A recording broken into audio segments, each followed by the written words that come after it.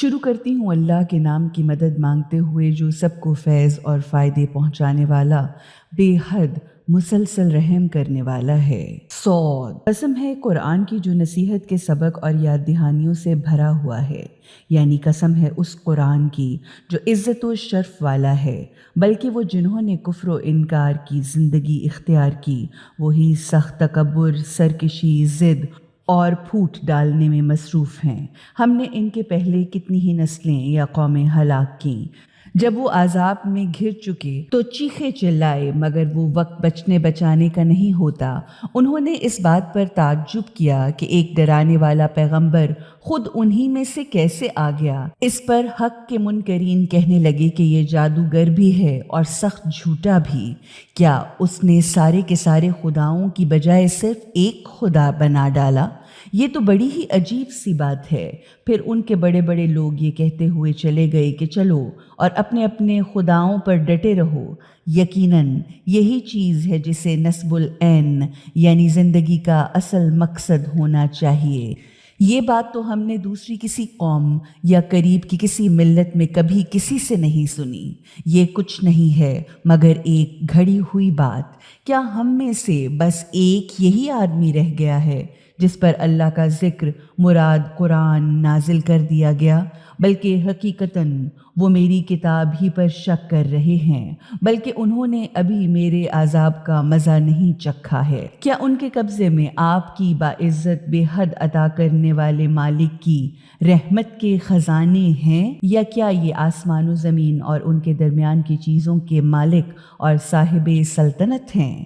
اچھا تو پھر چڑھیں عالم اسباب کی بلندیوں پر، یعنی پھر چڑھیں رسیوں کو پکڑ پکڑ کر۔ اگر یہ لوگ زمین و آسمان کے مالک ہیں تو کائنات کے تخت سلطنت پر قبضہ کرنے کے لیے عرش پر چڑھنے کی کوشش کریں، تاکہ پھر جسے یہ چاہیں اس پر خدا کی رحمت اور وحی کو اتار سکیں۔ یہاں تو بس ایک شکست خوردہ گروہوں کی قسم کا لشکر سامنے نظر آ رہا ہے۔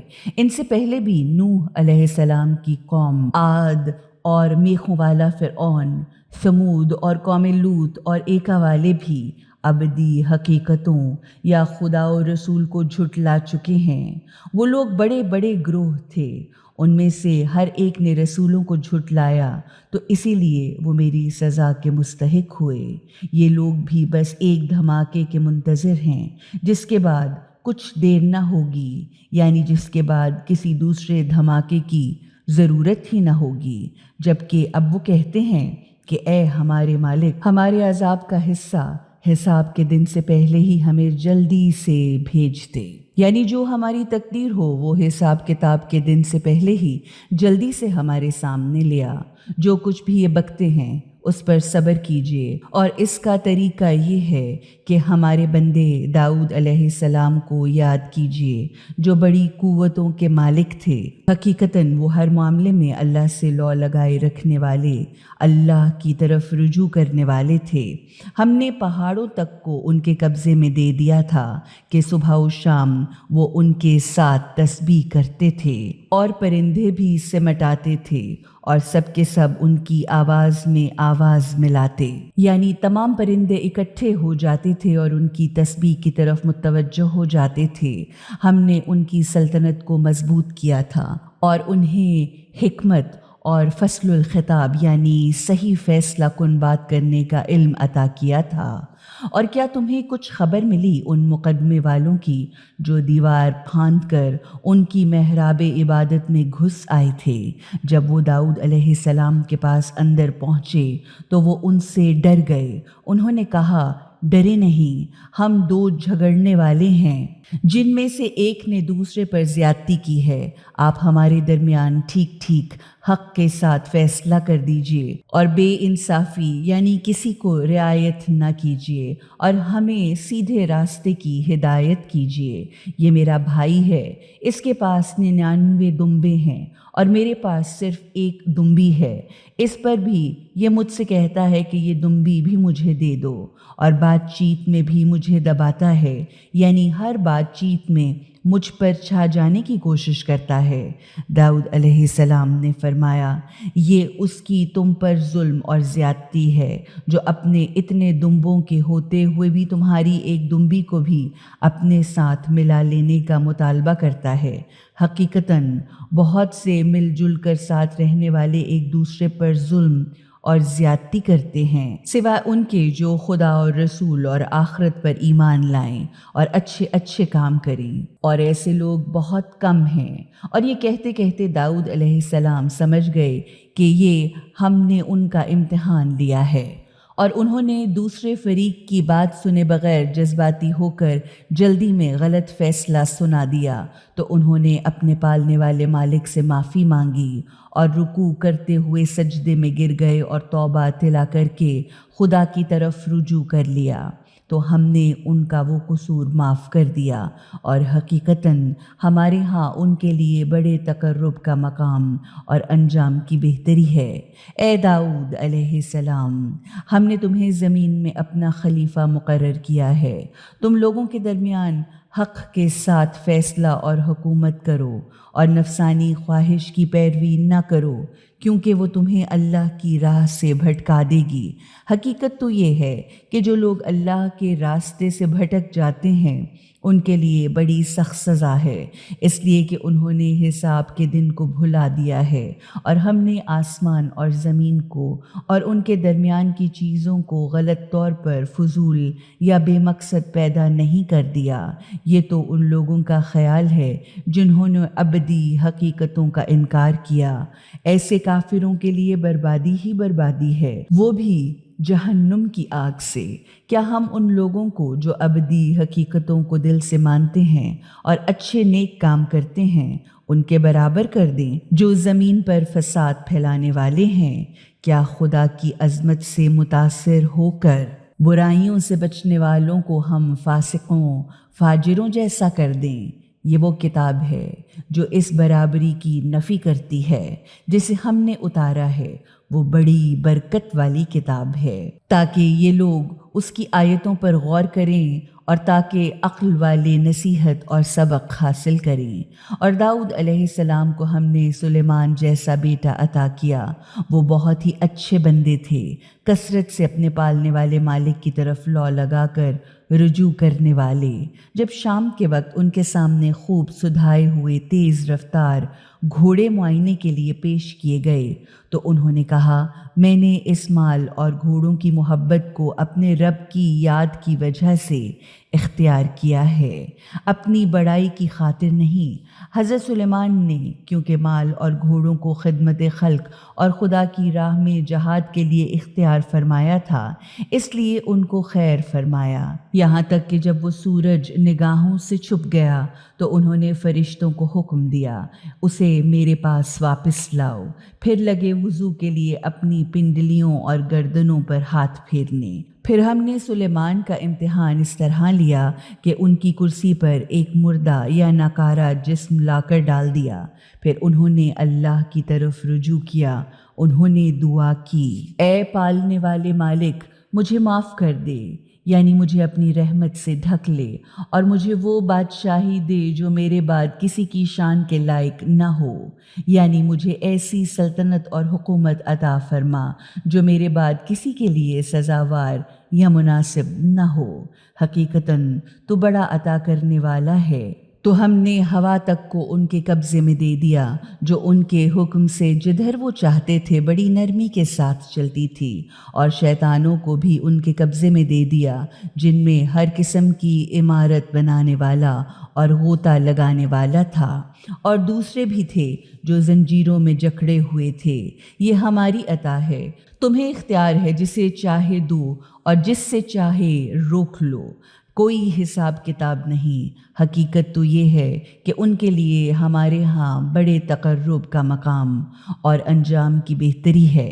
اور ہمارے بندے ایوب کا ذکر کرو، جب انہوں نے اپنے پالنے والے مالک کو پکارا کہ شیطان نے مجھے سخت تکلیف اور عذاب میں ڈال دیا ہے، ہم نے کہا، اپنا پاؤں زمین پر مارو، یہ ٹھنڈا پانی موجود ہے نہانے کے لیے بھی اور پینے کے لیے بھی۔ پھر ہم نے انہیں ان کے اہل و عیال، آل اولاد بھی واپس کر دی اور ان کے ساتھ اپنی رحمت سے اتنے ہی اور بھی دیے، عقل و فکر رکھنے والوں کے لیے یادگار سبق کے طور پر۔ یعنی اس میں صاحبان عقل کے لیے یہ سبق ہے کہ انسان کو بلاؤں پر صبر کرنا چاہیے، نہ اچھے حالات میں خدا کو بھول کر سرکش بن جانا چاہیے اور نہ برے حالات میں خدا سے مایوس ہونا چاہیے۔ ہر فائدہ اور نقصان خدا کے ہاتھ میں ہے، وہ ہر طرح بندے کا امتحان لیتا ہے، اس لیے ہر حال میں خدا پر بھروسہ کرنا چاہیے اور اسی سے آس لگانی چاہیے۔ پھر ہم نے ان سے کہا، اپنے ہاتھ میں تنکوں کا ایک گچھا یا جھاڑو لے کر اس کو اپنی بیوی کو مار دو اور اپنی قسم نہ توڑو، بے شک ہم نے اسے صبر کرنے والا پایا، بڑا ہی اچھا بندہ۔ حقیقتاً وہ اپنے مالک کی طرف بہت لو لگانے والے اور بڑا رجوع کرنے والے تھے۔ اور ہمارے بندوں ابراہیم، اسحاق اور یعقوب کا ذکر کیجیے، جو بڑی قوت عمل رکھنے والے اور بڑی گہری نگاہوں والے تھے۔ ہم نے انہیں عالم آخرت کو یاد رکھنے کی پرخلوص صفت کے ساتھ مخصوص کیا تھا، یعنی ہم نے ان کو ایک خالص صفت کی بنا پر چنا تھا اور وہ آخرت کے گھر کی یاد تھی۔ یعنی ان کی بلندیوں کی اصل وجہ یہ تھی کہ ان کی ساری فکر اور ساری کوششیں آخرت کے لیے تھیں۔ وہ خود بھی آخرت کو یاد رکھتے تھے اور دوسروں کو بھی یاد دلاتے رہتے تھے۔ بلا شبہ وہ ہمارے نزدیک چنے ہوئے نیک لوگوں میں سے تھے۔ اور اسماعیل، الیسع اور ذوالکفل کا ذکر کرو، یہ سب کے سب نیک لوگوں میں سے تھے۔ غرض یہ بڑا اہم تذکرہ ہے اور حقیقت یہی ہے کہ خدا کی عظمت سے متاثر ہو کر برائی سے بچنے والے متقین کے لیے انجام کی بہتری ہی بہتری ہے۔ ہمیشہ ہمیشہ رہنے والی جنتیں جن کے دروازے ان کے لیے کھلے ہوں گے، وہ ان میں تکیوں سے لگے ہوئے بیٹھے ہوں گے، منگوا رہے ہوں گے کھانے اور پینے کی بہت سی چیزیں، اور ان کے پاس شرمیلی ہم عمر حوریں ہوں گی۔ یہ وہی ہیں جس کا حساب کے دن عطا کرنے کا تم سے وعدہ کیا جاتا ہے۔ حقیقت یہ ہے کہ یہ ہمارا دیا ہوا رزق ہے جو کبھی ختم ہونے والا نہیں۔ یہ تو ہے متقین کا انجام، اور سرکشوں کے لیے انجام کی برائی ہی برائی ہے، جہنم ہی جہنم، جس میں وہ جھلسائے جائیں گے، یعنی جس کی گرمی وہ اٹھائیں گے، تو بہت ہی برا ہے وہ ٹھکانہ۔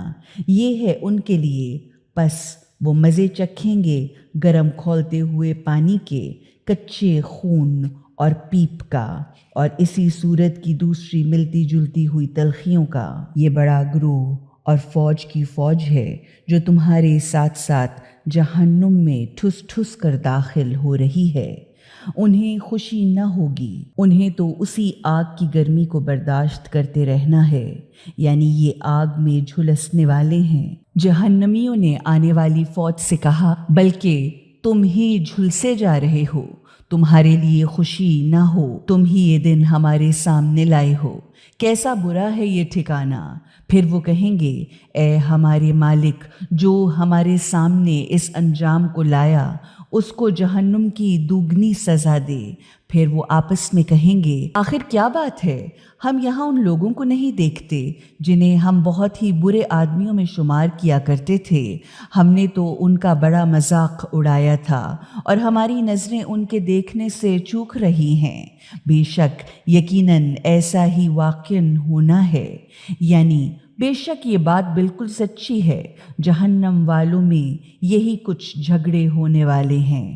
فرما دیجئے، میں تو بس برائی کے برے انجام سے ڈرانے والا ہوں، اور کوئی خدا نہیں ہے سوا اللہ کے جو یکتا ہے، زبردست اور سب پر غالب، آسمانوں اور زمین کا اور ان کے درمیان کی چیزوں کا پالنے والا مالک ہے، جو زبردست عزت والا بھی ہے اور بڑا معاف کرنے والا بھی۔ ان سے کہیے کہ یہ بہت بڑی خبر ہے جس کو سن کر تم منہ پھیر پھیر لیتے ہو، یعنی جس سے تم بے پرواہی اختیار کیے ہوئے ہو۔ مجھے تو عالم بالا کے رہنے والوں کا کوئی علم نہ تھا جب وہ سوال و جواب یا بحث و مباحثہ کر رہے تھے۔ مجھے تو وحی کے ذریعے سے یہ باتیں صرف اس لیے بتائی جاتی ہیں کہ میں صاف صاف کھلا کھلا خبردار کرنے والا یا برائی کے برے انجام سے ڈرانے والا ہوں۔ جب تیرے پالنے والے مالک نے فرشتوں سے کہا میں مٹی سے ایک انسان بنانے والا ہوں، تو جب میں اسے پوری طرح تیار کر لوں اور اس میں اپنی خاص روح کا ایک جزو پھونک دوں تو تم اس کے آگے سجدے میں گر جانا۔ تو جتنے فرشتے تھے سب کے سب نے سجدے کیے سوا ابلیس کے۔ اس نے تکبر کیا اور وہ کافروں ہی میں سے تھا۔